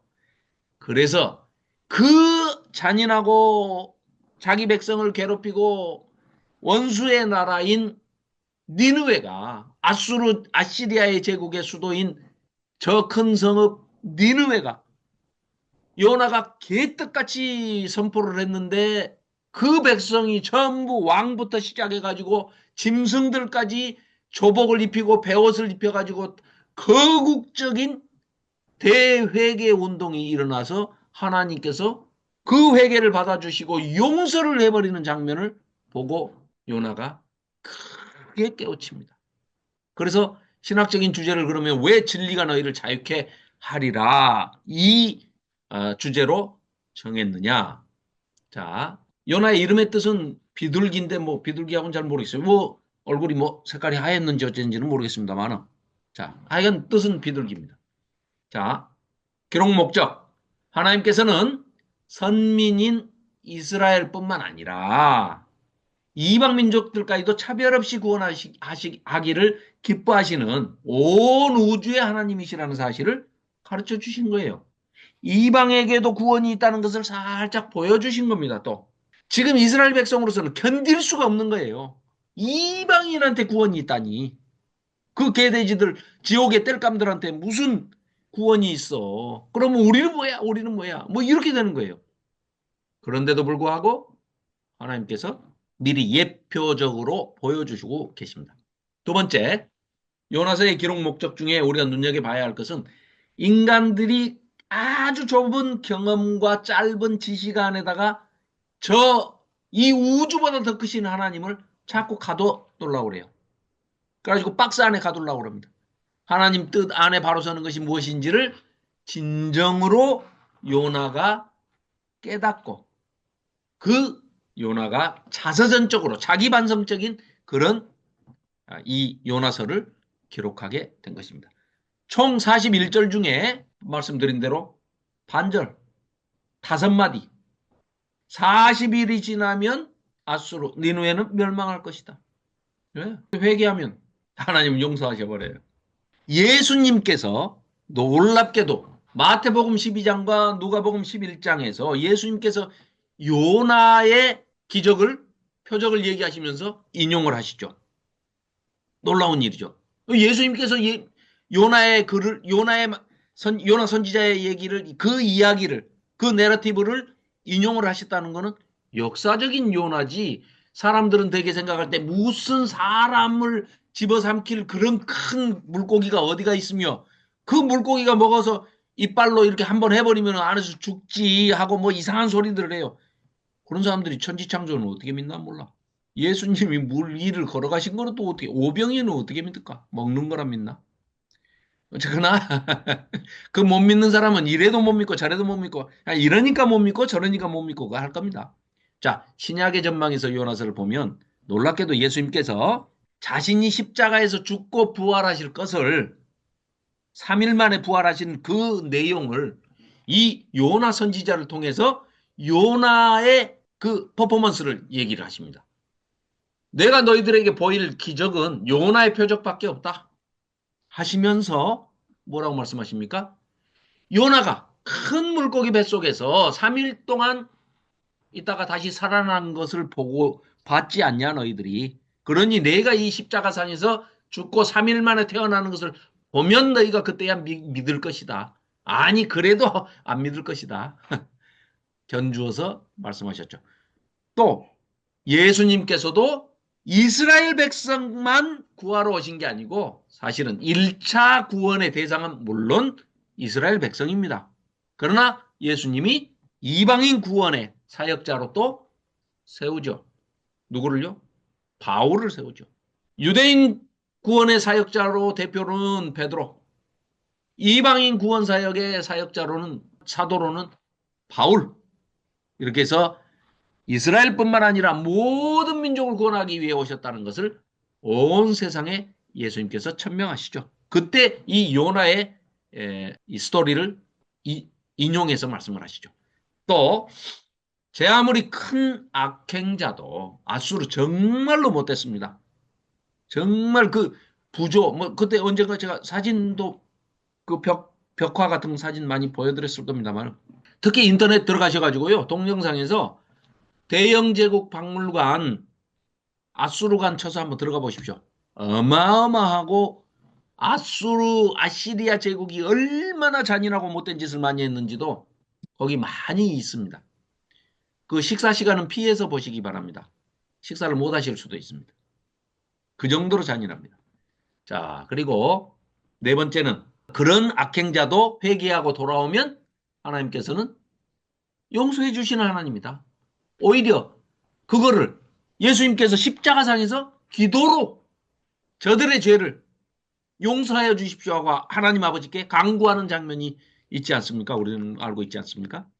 자, 그리고 네 번째, 온 세상에 예수님께서 제자들을 통해서 온 세상을 구원하시고 온 세상의 구원자로 이 우리 육신이 성령이 거하시는 성전이 되도록 가서 전하고 가르쳐라 하고 파송을 하실 때 이 요나의 스토리도 얘기를 하시죠. 자, 그래서 요나의 신앙적인 교훈이 역시 우리가 세상을 향해서 복음을 전해야만 하는 가장 큰 이유는 하나님께서 우리를 먼저 사랑하셨다는 아무 조건 없이 우리 얼마 전에 흰남 그렇죠? 흰남 욥기 할 때 흰남 얘기했었죠. 니플라워 기이한 일 우리 인간의 이해 영역을 뛰어넘는 우리가 알 수 없는 일들도 하나님의 세상에서는 하나님의 경륜 속에 하나님의 어떤 섭리 속에는 너무나 많이 있다. 우리가 다 안다고 하는 것이 하나님을 다 안다고 하는 것이 교만이다. 그러하듯이 흰남 값없이 거저 주시는 은혜로 이렇게 번역이 되는 은혜로 주시는 선물 이것이 흰남 이렇게 했는데 하나님께서 내가 하나님을 택해서 사랑을 하니까 하나님이 우리에게 사랑을 주신 게 아니고요.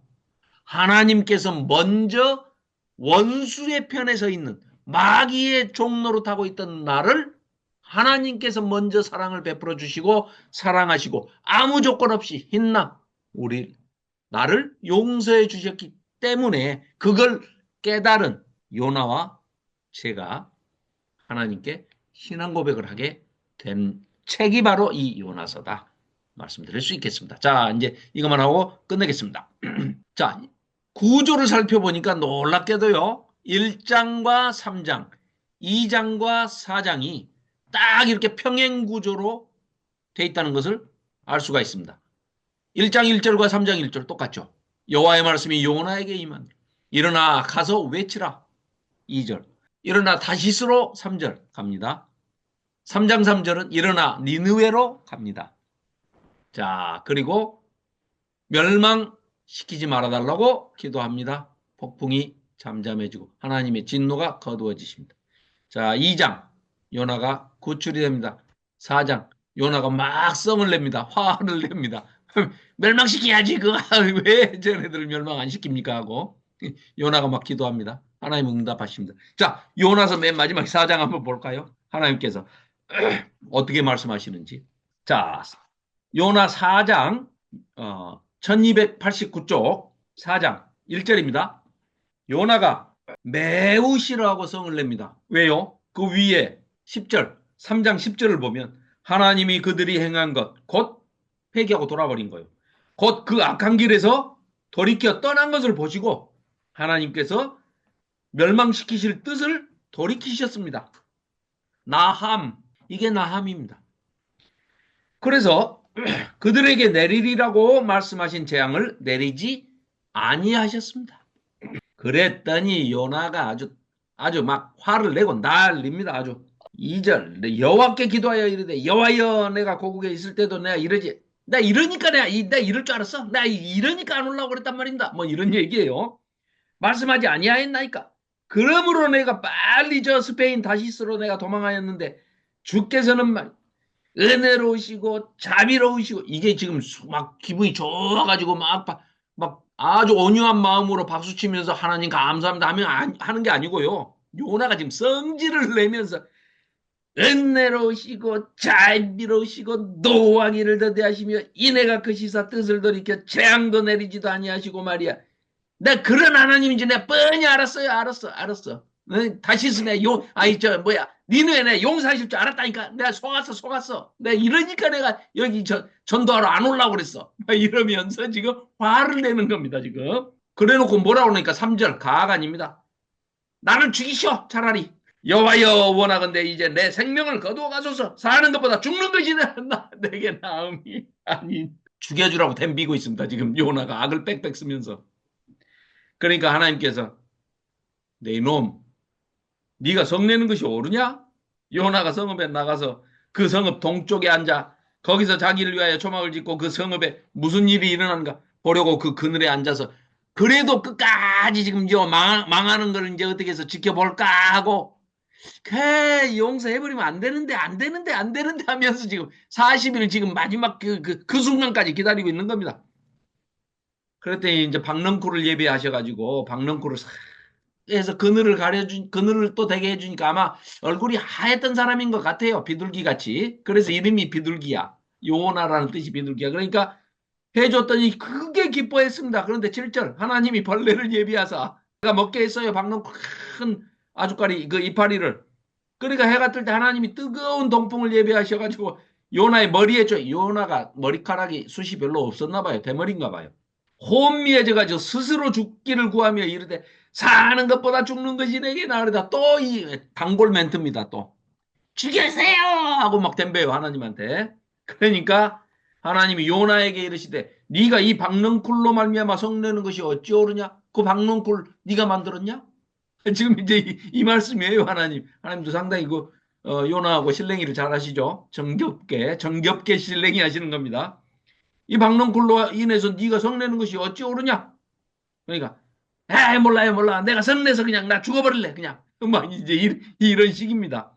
죽기까지 할지라도 내가 오릅니다. 차라리 죽이세요.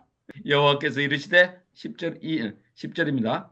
네가 수고도 아니하였고 재배도 아니하였고 하룻밤에 났다가 하룻밤에 말라버린 이 박넝쿨이 아깝냐? 네가 만들지도 않아놓고 이놈아 나는 이 성에 살고 있는 모든 사람과 짐승과 모든 생물을 내가 다 창조한 하나님이야.